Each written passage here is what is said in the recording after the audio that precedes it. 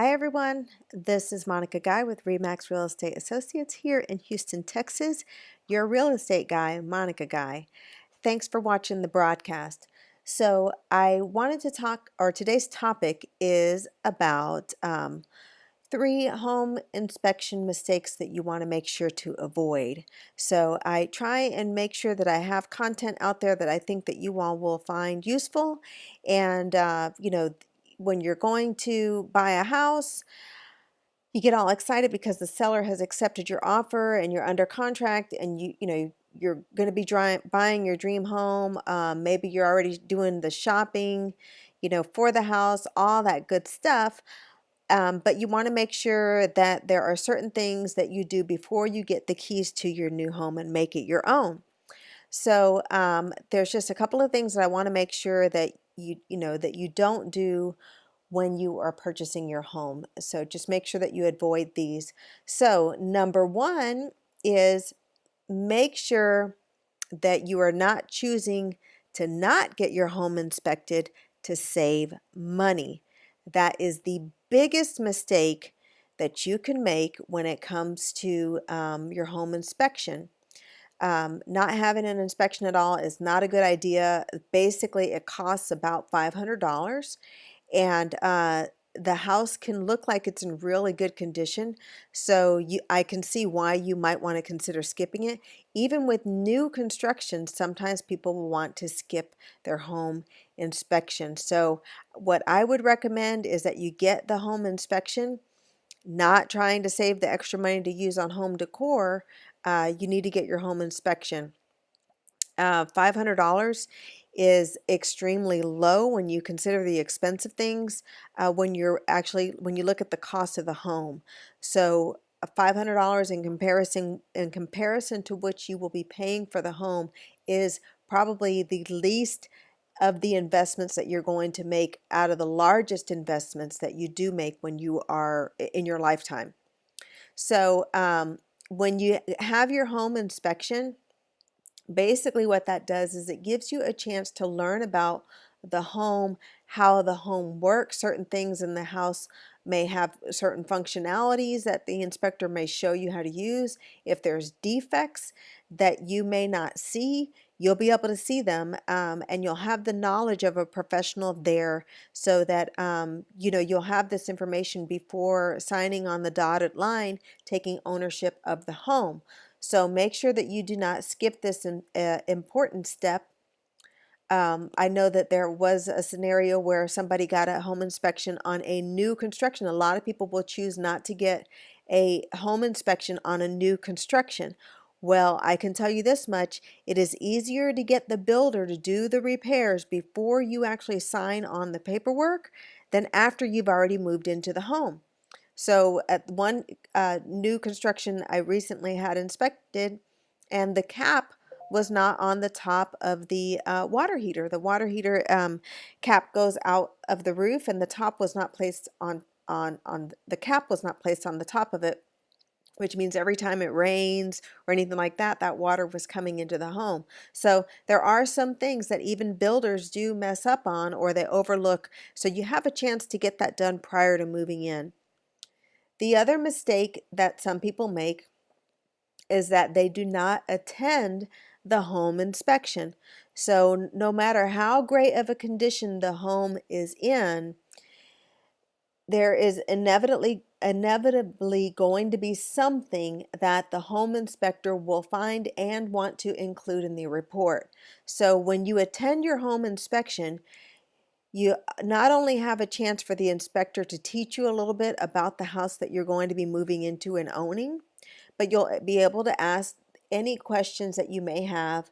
You'll also be able to find out how serious some of the repairs are. And which ones are the ones that you just want to keep an eye on, because they tend to tell you that you might want to just keep an eye on that. So if you skip out on your home inspection, when you receive the report, you're more than likely going to be overwhelmed and sometimes even get freaked out by the report when you receive it. So you're going to be missing out on a huge opportunity for you to learn about your new home. So what I like to tell people is your home inspection inspection, or basically when you look at a home, you are looking at mostly, if you don't have an eye and you're not an expert, most of what you're seeing is cosmetic. You really don't know. So it's kind of like you can have a really nice bed. It looks great when it's made. And then underneath it, it could just be boxes. So I'm not saying that the home is boxes. I'm just saying that when you're just looking at the surface, the bedding and all that looks great, but you want to know about what's underneath there. How strong is your mattress? How strong is the frame? That's basically what you're doing when you have a home inspection. You're finding out what the home looks like beyond just the cosmetics. So that's why I'm mentioning to you about not attending your home inspection, that it's important that you go, because you're going to know it more than just what's on the very surface. So the third thing is that a lot of people make the mistake of freaking out about the home inspection report.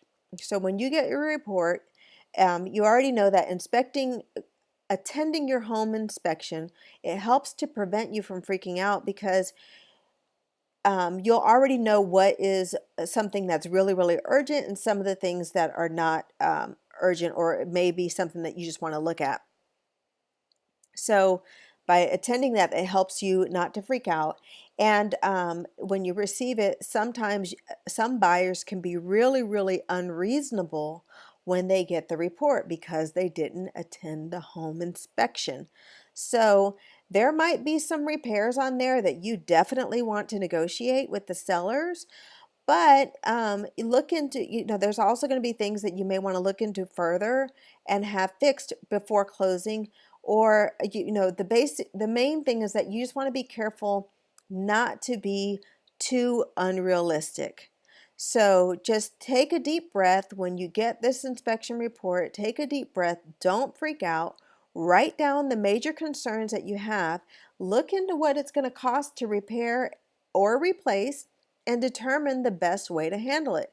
Keep your emotions out of it when you're addressing the issues. The sellers, I'm sorry, when you want to make sure that the sellers and you want to come up to a solution. So just keep that in mind when you're addressing the issue with the sellers. You try and keep a mindset that the goal for both you and the sellers is to come up to um, what's the word that I'm looking for? You want to come up to, something that is reasonable and fair for both of you. So that's what I guess I'm trying to say. So if you want to learn more about the home inspection process and how it works, then you're more than welcome to leave a comment, or as I like to say, you can like, subscribe, and hit the bell so that you can see as I go into more detail. But if you want to reach out to me directly, then you're more than welcome to send me a message. So we can share a coffee, we can chat about it via phone or in person. I think some of my viewers have reached out to me, and they will tell you that I do reach out, I do follow up with them. But basically, their home inspection, it's going to tell you a lot more about the home, and I want to make sure that you're prepared for your home inspection. So that is pretty much it. I want to thank you for tuning in to this week's buyer topic, and just comment below and let me know if I'm still putting out information that you do find valuable. I will be making another video shortly for you about the land sale. The Texas land sale has started again, and I believe the deadline for that is going to be April 23rd. So if you want more information about that, like, subscribe, and hit the bell. I'll talk to you soon. Bye, y'all. Thanks for watching.